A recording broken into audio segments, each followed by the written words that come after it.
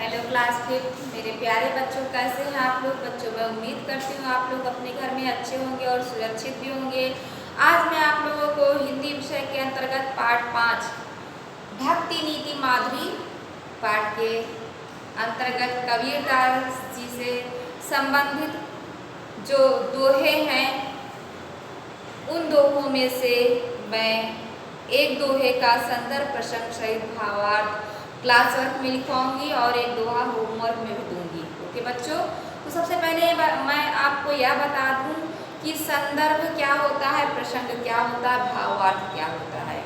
बच्चों यह जीवन भर आपके काम आएगा, ध्यान से सुनिएगा। देखिए संदर्भ आप जो है देखेंगे, अब बड़े होंगे और तो आपसे ऐसे प्रश्न पूछे जाएंगे कि निम्नलिखित कविता की पंक्तियों का संदर्भ प्रसंग सहित भावार्थ या जो है अर्थ लिखिए। तो संदर्भ होता क्या, संदर्भ में लिखना क्या चाहिए ना। तो संदर्भ में बच्चों यह लिखना चाहिए कि यह जो कविता की पंक्तियां हैं वह किस पाठ से है, किस पुस्तक से है ना, उसके कवि या रचनाकार कौन है, यह सब बातें संदर्भ में लिखना चाहिए। और प्रसंग में यह लिखना चाहिए कि जो है प्रसंग में कवि या रचनाकार कहना क्या चाहता है, यानी किस विषय में वह कह रहा है, किस विषय में वह लिख रहा है, यह सब कुछ प्रसंग में लिखना चाहिए। और भावार्थ में हर शब्द का यानी दोहे का या कविता की पंक्तियों का विस्तार से अर्थ लिखना चाहिए। समझ में आया, विस्तार से या शब्द वाइज शब्द अर्थ लिखना चाहिए, यानी पूरा अर्थ भावार्थ में लिखना चाहिए। फिर उसके बाद कुछ कविता की पंक्तियों का या जो है दोहे का कुछ विशेषताएं होती है, उसे नीचे जो है या तो आप उसे नीचे लिख सकते हैं विशेषता में, जैसे कि दोहे में कौन सा अलंकार का प्रयोग हुआ है और दोहे में जो है कवि क्या कहना चाहता है, उसकी क्या अच्छाई है। जैसे कबीरदास जी के दोहे में आप लिख सकते हैं कि मतलब दोहे की या कविता की भाषा कैसी है, सरल है या जो है उत्कृष्ट है। तो कबीरदास जी की भाषा जो है सदगड़ी है, आप लिख सकते हैं दोहे में, दोहे की विशेषता में कि दोहों की भाषा सदगड़ी है और सरल है ना। और इन दोहों में यह दोहे बहुत ही ज्ञानवर्धक हैं।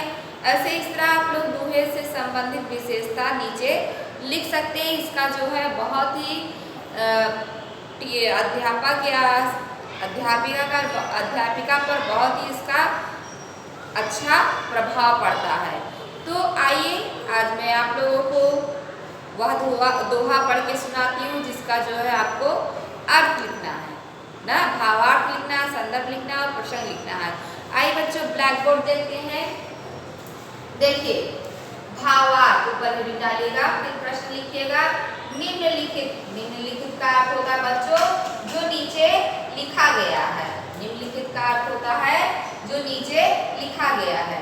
निम्नलिखित दोहे का संदर्भ प्रसंग सहित भावार्थ लिखो।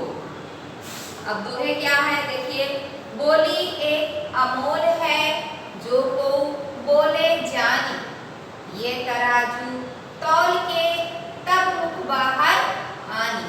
क्या दोहा है आपका। अब आप उत्तर लिखिएगा और हेडिंग डालिएगा संदर्भ। संदर्भ के अंतर्गत लिखिएगा जैसा कि मैं आप लोगों को ऑलरेडी बता चुकी हूँ।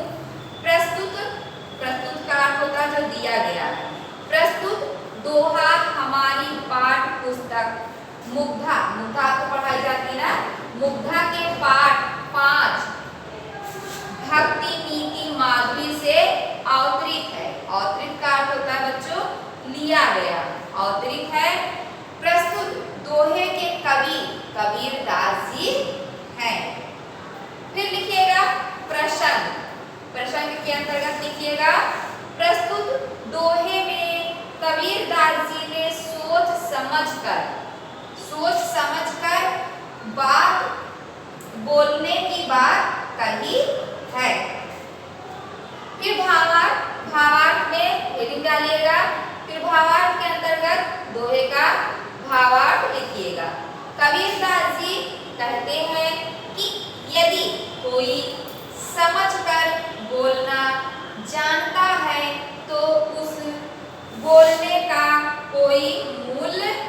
नहीं है।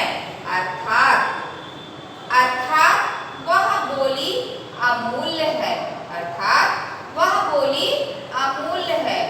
इसलिए कबीरदास जी कहते हैं, हृदय रूपी तराजू से तौलकर बोली को मुख से बाहर निकालिए। अर्थात कहने का तात्पर्य है, अर्थात मन में अच्छी तरह सोच विचार कर ही किसी से कुछ बात कहनी चाहिए। तो वाणी के विषय में किसी ने भी और कहा है कि मुख से निकली हुई बात और बंदूक से निकली हुई गोली कभी वापस नहीं आती, इसलिए सोच समझकर बात कहनी चाहिए। तो बच्चों, ये है आपका क्लास दोहे से संबंधित संदर्भ प्रसंग भावार्थ। ये आप लोग नीट क्लास वाली कॉपी में लिखिएगा। और ये इसी तरह आपका होमवर्क भी है। आइए होमवर्क देखते हैं कौन सा दोहा है। प्रश्न है, दिए गए दोहे का संदर्भ प्रसंग सहित भावार्थ लिखिए। दोहा है, वृक्ष कबहु नहीं फल भकै, नदी न संचय नीर, परमारथ के कारणे साधुन धरा सलीर। तो आइए मैं इससे संबंधित संदर्भ तो आपका जो मैंने लिखवाया है ब्लैक बोर्ड पर वही रहेगा। प्रसंग में आप लिख सकते हैं कि प्रस्तुत दोहे में कबीरदास जी ने परोपकार के विषय में बताया है। प्रस्तुत दोहे में कबीरदास जी ने परोपकार के विषय में बताया है। आप इसे प्रसंग में लिखेंगे। फिर भावार्थ हेडिंग में लिखेंगे, पेड़ अपने लगे हुए फलों को स्वयं नहीं खा लेते हैं, नदी अपने बहते पानी को कभी अपने लिए सुरक्षित नहीं रखती है। इसी प्रकार जिस तरह पेड़ अपने फलों को नहीं खाती, नदी अपने पानी को सुरक्षित नहीं रखती, इसी प्रकार सज्जन व्यक्ति दूसरे का भला करने के लिए शरीर धारण करते हैं। अर्थात दूसरों की भलाई करने के लिए वह इस मानव शरीर में, मानव योनि में जन्म लेते हैं। क्यों? वह दूसरों का भला करने के लिए इस मानव शरीर को धारण करते हैं। समझ में आया? ये है आपका संदर्भ प्रसंग और भावार्थ। तो बच्चों, उम्मीद करती हूँ मैंने जो कुछ भी आपको पढ़ाया, लिखाया, समझाया वह आपके समझ में आ गया होगा और आप खूब ध्यान लगाकर पढ़े होंगे, लिखे होंगे और समझे होंगे, और आगे भी आप ऐसा ही मन लगाकर पढ़ाई करेंगे।